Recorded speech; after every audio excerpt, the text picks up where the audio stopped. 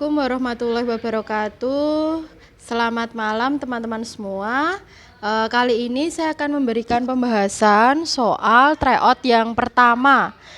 Soalnya yaitu seorang anak memiliki sikap yang cenderung suka mengganggu teman sebayanya, sehingga dalam pergaulan ia mendapat penolakan dari teman-temannya. Hal yang seharusnya dilakukan seorang guru untuk mengatasi permasalahan tersebut adalah, di sini kita harus menganalisis ya. Pada kasus ini seorang anak itu dia suka mengganggu teman sebayanya. Berarti permasalahannya di sini adalah permasalahan anak itu ditolak teman-teman sebayanya karena dia memiliki perilaku yang agresif. Perilaku agresif di sini dapat diatasi dengan menerapkan program sekolah yang terpadu.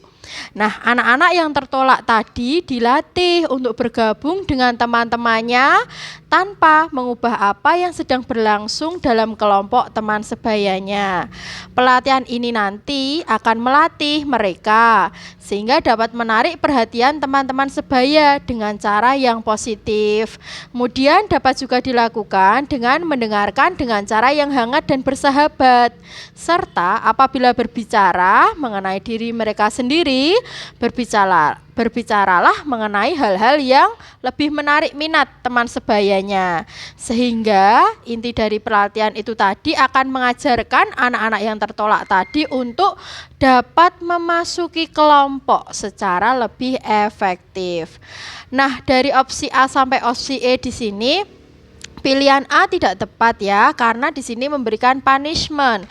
Anak-anak agresif ketika dia diberi punishment tidak akan muncul rasa memahami apa yang menjadi kesalahannya, sehingga dia akan lebih melaksanakan justru malah lebih buruk lagi ke depannya. Yang B memberi reward, juga tidak mungkin ya kalau kita akan memberi reward kepada anak yang telah mengganggu teman-temannya. Yang ketiga memanggil orang tua anak. Di sini sebenarnya bagus memanggil orang tua anak, tetapi lihat kalimatnya secara utuh. Di sini memanggil orang tua untuk sama-sama memberi punishment. Di sini tidak boleh, karena kalau semakin dihukum anak tadi tanpa kita beri pengertian, dia tidak akan jera melaksanakan apa yang sudah dia lakukan tadi. Apalagi yang D memarahi anak-anak. Itu juga tidak tepat, sehingga paling tepat adalah yang E. Kita berikan pelatihan pada anak yang agresif tadi agar lebih mencoba mendengarkan teman sebaya, bukan mendominasi. Soal berikutnya. Bagi anak usia sekolah dasar, kemandirian merupakan faktor psikologis yang fundamental. Salah satu ilmuwan yang meneliti kemandirian anak, Steinberg, telah membagi kemandirian menjadi 3 tipe. 3 tipe kemandirian ini apa saja? 3 tipe kemandirian menurut Steinberg itu ada 3, yaitu kemandirian emosional, kemandirian behavioral, dan kemandirian nilai. Nanti akan saya bahas masing-masing tipe kemandirian menurut Steinberg. Soal berikutnya. Pada tipe kemandirian ini terjadi proses pemudaran ikatan infantil anak dengan orang tua. Di sini sudah muncul ya perilakunya. Jadi anak itu sudah tidak lagi ada kayak rasa ketergantungan dengan orang tuanya. Jadi di sini mulai pudar ikatan infantil antara anak dengan orang tua, serta semakin larutnya anak dalam pola hubungan dengan teman sebayanya. Biasanya ini mulai dialami anak-anak SD kelas atas ya, teman-teman. Jadi anak-anak SD kelas atas itu dia bahkan lebih nyaman bersama dengan temannya daripada dia dengan orang tuanya. Beda mungkin dengan anak-anak SD yang kelas bawah. Berdasarkan karakteristik tersebut dalam analisis Steinberg, anak berada pada tipe kemandirian apa nih? Tadi tak ulang lagi ya. Tipe kemandirian tadi kan ada 3. Yang pertama kemandirian emosional, yang kedua kemandirian behavioral, dan yang ketiga kemandirian nilai atau values. Tipe kemandirian yang paling dasar sendiri anak disebut mandiri itu ya ini, kemandirian awalnya adalah kemandirian emosional.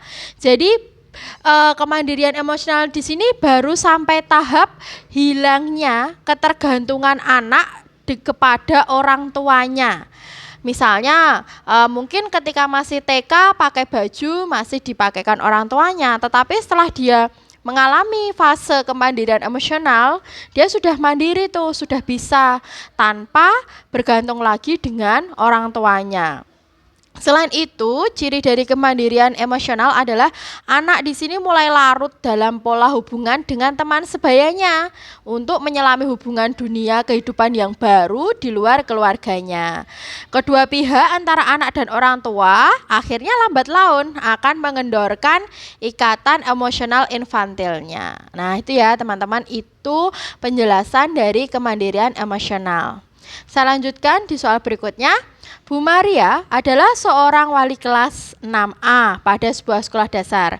Saat melakukan reorganisasi kelas, Bu Maria memilih Bionardo untuk menjadi ketua kelas karena dari pengamatan Bu Maria, Bionardo merupakan anak yang memiliki kepercayaan diri yang tinggi dalam mengambil pilihan dan keputusan serta berani menyampaikan ide. Nah, di sini sudah mulai naik kemandiriannya. Kalau kemandirian pertama tadi hanya baru memudarnya ikatan dengan orang tua, kalau kemandirian di sini dia sudah mulai pede dengan dirinya sendiri, sudah berani mengambil keputusan, sudah berani mengambil ide. Maka berdasarkan tipe karakteristik tersebut, kemandirian yang dimiliki Bionardo adalah kemandirian, ya betul sekali, behavioral ya. Kemandirian behavioral di sini disebut dengan kemandirian autonomi ya.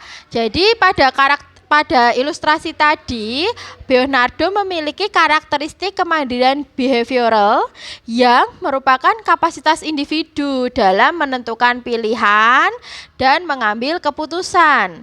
Pada tahap kemandirian ini, anak bebas menentukan pilihan atau keputusan, tetapi bukan berarti mereka tidak perlu pendapat orang lain, ya.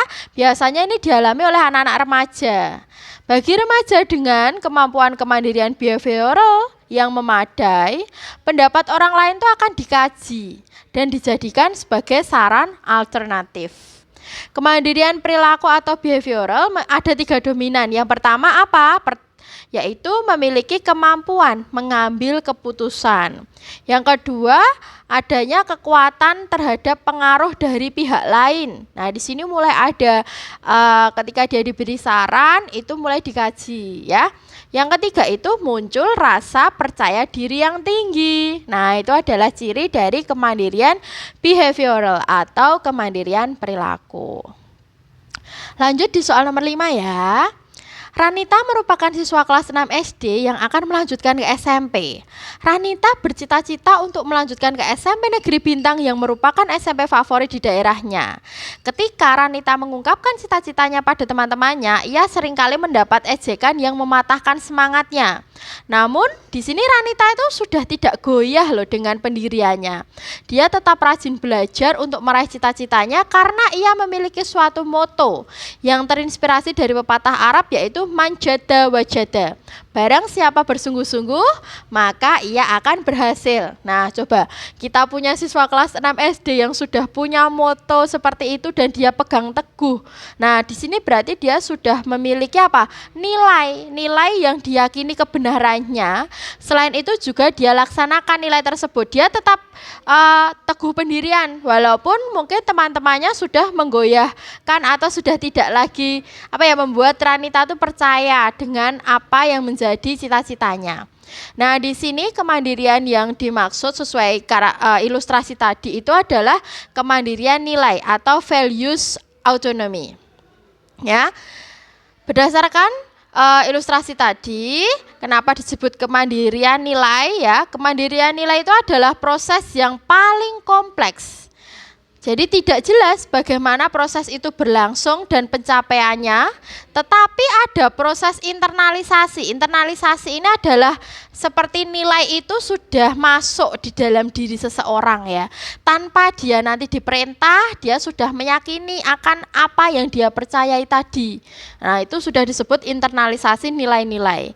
Nah, berarti sesuai karakteristik tadi, Ranita itu sudah tipe mandirinya menurut Steinberg, Ranita tadi sudah mandiri melaksanakan kemandirian nilai karena sudah ada nilai yang dia pegang teguh dan tidak goyah terhadap apa yang ia yakini tadi. Gitu ya, teman-teman. Yuk, lanjut lagi. Sebagai seorang guru, seringkali merasa waktu yang sangat terbatas. Nah, ini jadi di dalam soal UP itu juga ada soal kepribadian seperti ini ya. Padahal banyak hal yang harus diselesaikan. Nah, terkait dengan hal ini, apa ya gambaran yang paling mendekati dengan diri Anda? Nah, ini pastikan pilih yang terbaik ya, walaupun nanti mungkin tidak sesuai dengan kenyataan diri kita, tetapi kita harus tetap pilih yang terbaik di antara 5 opsi yang ada. Nah, kalau yang A, saya tidak peduli dengan batasan waktu. Nah, itu juga tidak tepat. Yang B, banyak waktu yang tidak saya gunakan dengan baik, apalagi ini, berarti tidak bisa memanage waktu. Yang C, kelemahannya di sini ya, sudah di-manage tetapi banyak hal yang belum sempat saya lakukan. Nah, ini juga tidak, manajemen waktunya tidak bagus. Yang D, saya dapat menggunakan seluruh waktu dengan baik namun beberapa hal masih belum. Lah, ini juga kelemahan. Jadi dari A sampai E tadi yang tidak ada kelemahannya adalah yang E. Seluruh waktu saya gunakan dengan baik, saya berusaha untuk mengembangkan diri secara optimal. Lanjut soal nomor 7. Bagaimana sikap Anda terhadap guru yang melaksanakan melaksanakan pembelajaran dengan model ancaman dan pemaksaan kepada peserta didik agar berprestasi unggul? Nah, boleh nggak ya kira-kira teman-teman? Nggak boleh ya, maka di sini kita sangat tidak setuju karena model ancaman atau pemaksaan itu tidak dari hati nurani siswa kita masing-masing. Jadi kita sebagai guru tugasnya hanya memotivasi dan juga mengingatkan. Nomor 8, berdasarkan introspeksi dan pendapat teman sesama guru, pribadi yang mencerminkan saya adalah, nah di sini sekali lagi ingat kalau ada soal kepribadian langsung pilih yang terbaik ya. Kalau yang A, sulit mengapresiasi perbedaan. Nah, ini juga tidak tepat ya. Orang yang dapat mengapresiasi perbedaan namun hanya untuk hal-hal yang dapat dipahami saja, berarti di sini sudah ada kelemahannya. Orang yang bisa menyembunyikan pikiran dan perasaan tidak senang terhadap siswa ketika ada perbedaan dalam menilai sesuatu. Berarti di sini hanya siswa saja sikap kita, tidak ke orang lain, ya. Yang D, orang yang dapat mengapresiasi keberagaman dan memiliki keberanian untuk berpendapat dan menunjukkan sikap yang tidak toleran. Di sini kelemahannya di sini ya, sikap tidak toleran. Yang paling tepat adalah yang E, yaitu orang yang terbuka dengan masukan atas prinsip dan keyakinan diri serta siap mengupayakan kompromi dengan orang lain. Nomor 9, kompetensi kepribadian yang harus dimiliki oleh guru adalah, nah di sini ingat ya, kata yang mendasar di sini adalah kepribadian. Jadi nanti di soal UP itu soalnya tidak selalu panjang, tapi dalam menjawab itu butuh kejelian ya. Jadi kita harus paham benar. Oh, di soal yang diminta adalah kompetensi kepribadian. Nah, apa saja tuh kompetensi kepribadian? Di kisi-kisi UP itu kan kita harus memahami kan 4 kompetensi guru ya. Salah satunya kompetensi kepribadian itu apa saja? Yang pertama, bermoral dan beriman. Yang kedua, memiliki aktualisasi diri yang tinggi. Jadi seorang guru tuh tidak ada yang guru tuh pasif, itu tidak boleh. Sebenarnya guru tuh harus melaksanakan aktualisasi diri. Tunjukkan apa yang Anda bisa, kemudian tularkan ke yang lain. Terus memiliki kemampuan untuk berkomunikasi dengan orang lain. Nah, maka di sini kalau ada guru kok ketika dia berbicara dengan orang lain, mungkin orang lain tidak bisa memahami apa yang dia ucapkan, itu berarti komunikasinya masih belum baik. Yang ketiga, harus terus mengembangkan pengetahuan. Jadi yang paling tepat kompetensi kepribadian adalah yang A, guru harus mempunyai aktualisasi diri yang tinggi. 10. Berikut ini yang bukan merupakan faktor penyebab rendahnya profesionalisme adalah, nah di sini bukan penyebab. Ya, kurangnya motivasi guru dalam meningkatkan kualitas diri, ya itu jadi penyebab ya. Gurunya nggak mau loh meningkatkan kualitas, berarti nggak mungkin profesional dong. Yang B, pengakuan terhadap ilmu pendidikan dan keguruan masih setengah hati. Lah ini kadang jadi menjadi guru itu sebagai profesi tapi belum didalami sehingga masih setengah hati jadi guru. Yang C, kurang menjamin kesejahteraan guru karena rendahnya gaji. Nah ini juga jadi pemicu ya, gurunya saja digaji yang rendah, bagaimana mau profesional. Nah misalnya seperti itu ya. Yang E juga belum berfungsinya PGRI secara maksimal dalam meningkatkan profesionalisme anggotanya. Sehingga yang salah adalah yang D, adanya perguruan tinggi swasta. Tidak mesti kan kalau swasta itu membuat guru jadi tidak profesional. Nyatanya perguruan tinggi swasta yang mencetak guru-guru profesional juga banyak ya, sehingga jawabannya adalah yang D. Nah, nomor 11 nih soal matematika ya. Sebuah bus dengan kecepatan 65 km per jam. Nah, di sini berarti K ya, K-nya 65. Berangkat dari kota A ke kota B, berangkatnya jam 7, tiba jam 7.45. Berarti di sini waktu yang dibutuhkan adalah 12 jam 45 menit. Namun ternyata bus itu berhenti, istirahatnya 15 menit dan 30 menit. Berarti istirahatnya 45 menit. Sehingga waktu yang dibutuhkan adalah 12 jam. Ini W. Pertanyaannya adalah J. Nah, di sini mungkin semua guru sudah tahu ya segitiga ini. Jokowi ya, jarak, kecepatan dan waktu. Ketika kita mencari jarak berarti di sini kita tutup jaraknya sehingga tinggal K dikali dengan W. K-nya 65, W-nya 12 sehingga jaraknya adalah 780. Jawabannya adalah yang A. Nomor 12. Ibu Ayundia, guru kelas 6, menuliskan indikator siswa mampu mempraktekkan perkembangan vegetatif buatan dengan mencangkok. Nah, pahami indikatornya dulu ya, teman-teman. Praktek perkembangbiakan vegetatif dengan mencangkok. Berarti di sini gurunya itu pengen siswanya bisa praktek mencangkok. Untuk mencapai indikator tersebut, guru menggunakan media gambar, cara mencangkok dan tayangan video cara mencangkok. Berarti di sini siswa hanya diajak belajar menggunakan media visual dan audio visual. Berdasarkan hasilnya, ternyata siswanya itu 65% masih di bawah KKM dan 70% siswa saja memiliki preferensi belajar itu gaya belajarnya kinestetik. Kinestetik itu sukanya bergerak Bapak Ibu. Nah, kalau dia sukanya gerak tapi gurunya pakai medianya gambar dan audiovisual, pasti siswanya tidak akan fokus pada saat pembelajaran dan diskusi. Maka solusinya ya hadirkan itu kegiatan pembelajaran bagi anak yang kinestetik.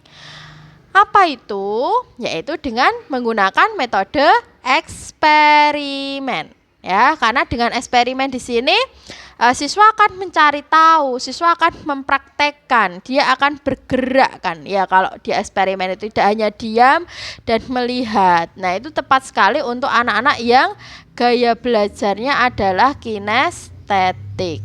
Oke. Nomor 13. Diberikan cuplikan hasil evaluasi akhir kelas 2 untuk siswa Eko dalam pembelajaran matematika sebagai berikut. Hampir semua teman sekelas Eko mendapat deskripsi keterampilan yang serupa dengan nilai keterampilan melampaui KKM. Pak Reu, guru matematika Eko, tampak kurang senang dengan hasil tersebut. Rumusan kegiatan tindak lanjut yang dapat dilakukan Pak Reu adalah, nah di sini KKM-nya 75, nilainya sudah 84 dan predikatnya B, tetapi gurunya masih kurang kurang senang. Kira-kira kenapa? Nah, karena di sini kan dia sudah melewati KKM ya.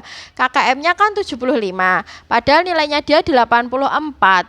Nah, berarti yang harus dilakukan adalah menganalisis dugaan penyebab dan merencanakan perbaikan pembelajaran pada materi selanjutnya. Nomor 14, salah satu KD di kelas rendah, maaf maksudnya kelas bawah 1, 2, 3 itu ya, adalah menggali informasi tentang sumber dan bentuk energi yang disajikan dalam bentuk lisan, tulis, visual, dan atau eksplorasi lingkungan. Nah, berarti di sini anak harus bisa nih mencari informasi tentang apa? Sumber dan bentuk energi. Maka berdasarkan KD tersebut, apabila Pak Joko sebagai guru kelas rendah, kegiatan inti yang dilakukan apa ya? Kita cek ya. A. Mewarnai. Nggak mungkin ya. Nggak mungkin kalau hanya dengan mewarnai terus siswa kita tuh jadi bisa menggali informasi. Yang B. Meminta peserta didik menyelesaikan puzzle bergambar. Ini juga kurang tepat. Walaupun puzzle di sini medianya permainan, tetapi puzzle-nya itu tidak ada hubungannya dengan KD yang ingin dicapai. Yang C. Hanya memberikan kuis-kuis. Ini masuknya bukan di kegiatan inti ya, tapi ini di kegiatan akhir. Nah, di sini yang di kegiatan inti yang mana? Yang D. Meminta peserta didik mengidentifikasi sumber energi. Kalau yang ini kan dilaksanakan di kegiatan awal ya, di pertanyaan pemantik pada bagian apersepsi. Nomor 15, diketahui balok kaca bersuhu 220 derajat Celcius. Nah, di sini saya gambarkan ini ada balok kaca, suhunya adalah 220 derajat Celcius. Berarti di sini sangat panas ya. Dimasukkan ke dalam air. Nah, airnya ini dingin, airnya suhunya 16 derajat Celcius. Setelah beberapa saat terjadi kesetimbangan suhu air dan balok kaca sebesar, ini suhu setimbang ya, ini masuk sini kan nanti ada yang melepas panas, ada yang menerima panas, di mana suhu campurannya TC-nya adalah 20 derajat Celcius. Nah, berarti ini kita hitung dulu ya, Q sama dengan Q, kalor yang dilepas sama dengan kalor yang diterima. Di sini karena kalornya itu digunakan untuk menaikkan suhu, maka kita pilih rumusnya adalah Q itu macet. Macet itu M kali C kali delta T. M itu massa, C itu kalor jenis, delta T itu kenaikan suhu. Nah, nanti kita bandingkan nih massanya seperti apa. Ya, ini kita tulis saja M, di mana kalor jenis air itu kan besarnya 1 ya. Ini yang melepas ini tadi yang kaca ya. Yang ini air. Kaca itu kalor jenisnya adalah 0,2. Sedangkan air itu kalor jenisnya adalah 1. Kita masukkan kaca berarti 0,2 dikali suhu. Delta T itu kenaikan suhu atau selisih suhu. Kalau dari 220 menjadi 20 berarti selisihnya adalah 200. Yang ini M, ini kaca, yang ini adalah air. C air 1, delta T-nya 20 ke 16 itu berarti selisihnya 4. Sehingga di sini adalah komanya hilang, nolnya hilang ya. Berarti 40 M-nya kaca sama dengan 4 kali M-nya air. Nah, sehingga kalau saya buat di sini massa kaca adalah 4/40 massanya air. Berarti massa kaca adalah 1/10-nya massa air. Berarti di sini kacanya lebih kecil ya daripada air. Kita cek satu persatu. Massa balok kaca lebih kecil daripada air, betul ya. Massa kaca lebih besar, salah. Massa balok kaca sama dengan air, salah. Kalor jenis balok kaca lebih besar daripada kalor jenis air, juga salah. Kalor jenis kaca lebih besar, ini lebih besar, lebih kecil daripada kalor jenis air, betul ya. Karena tadi kalor jenis kaca adalah C-nya kaca 0,2 dan C-nya air adalah 1. Sehingga yang betul adalah nomor 1 dan nomor 5. Nomor berikutnya, pernyataan yang benar tentang kondisi jantung seperti gambar di bawah ini adalah, nah teman-teman, ketika saya UP dulu juga keluar, jadi sistol diastol itu jangan hanya dihafal ya. Sistol adalah, nah tapi juga ternyata soalnya kemarin itu berupa gambar seperti ini. Kalau kita tidak paham ini gambar sistol atau diastol kan juga menjadi kebingungan ya. Kayak di sini saya jelaskan dulu. Jadi diastolik itu adalah ketika otot jantung kita tuh rileks ya, jadi besar kalau rileks itu. Ya, ketika jantung rileks, bilik jantung terisi dengan darah. Nah, di sini contohnya yang gambar B ini. B ini jantungnya rileks, kemudian darahnya masuk. Nah, kemudian tekanan darahnya akan menurun. Sedangkan sistolik itu kebalikannya. Sistolik itu jantungnya sedang kontraksi, sedang dia memompa darah ya, mendorong darah. Berarti dia sedang memompa darah dari jantung masuk ke pembuluh darah besar. Berarti di aorta di sini. Berarti dari sini darah mengalir ke semua organ dan jaringan tubuh. Selama sistol, tekanan darah seseorang akan meningkat. Kan kalau dia kontraksi kan berarti tertekan ya di dalamnya. Ya, yang A ini adalah sistolik, sedangkan yang B ini adalah diastolik. Tapi karena di sini ada gambarnya, ada sebuah tekanan dan berkontraksi, berarti yang betul adalah tekanan sistolik. 18. Pengajuan HAM di Indonesia dilakukan dengan berbagai upaya di bidang hukum, lembaga negara, dan lembaga swadaya masyarakat. Masyarakat perlu mengetahui beberapa lembaga yang menegakkan dan memajukan HAM di Indonesia. Di antara pernyataan berikut ini bukan. Nah, kalau ada bukan biasakan kita cermati ya. Yang bukan termasuk upaya pengajuan HAM yang dilakukan oleh KPAI adalah Komisi Perlindungan Anak ya di sini ya. Apa nih berarti yang bukan? Yang bukan adalah melakukan pengadilan. Jadi KPAI itu tidak berhak melakukan pengadilan. KPAI itu hanya melaksanakan perlindungan, kemudian mengembangkan kerjasama, membela, itu. Tapi dia tidak berhak melakukan pengadilan. Nomor 19. Nah, 19 ini juga keluar nih di soal UP saya dulu. Di sini tentang pasangan nama zat, bentuk zat, dan rumus kimia yang tepat. Nah, di sini sudah dituliskan ya, teman-teman, gas hidrogen. Gas hidrogen itu adalah unsur. Ya, jadi ada unsur, ada senyawa, ada ion, ya molekul ion, ada ion, ada senyawa. Sudah ya, senyawa tadi sudah. Oke. Jadi kalau seperti ini, hidrogen, oksigen, ini masuknya ke dalam unsur karena dia adalah gabungan dari atom yang sejenis.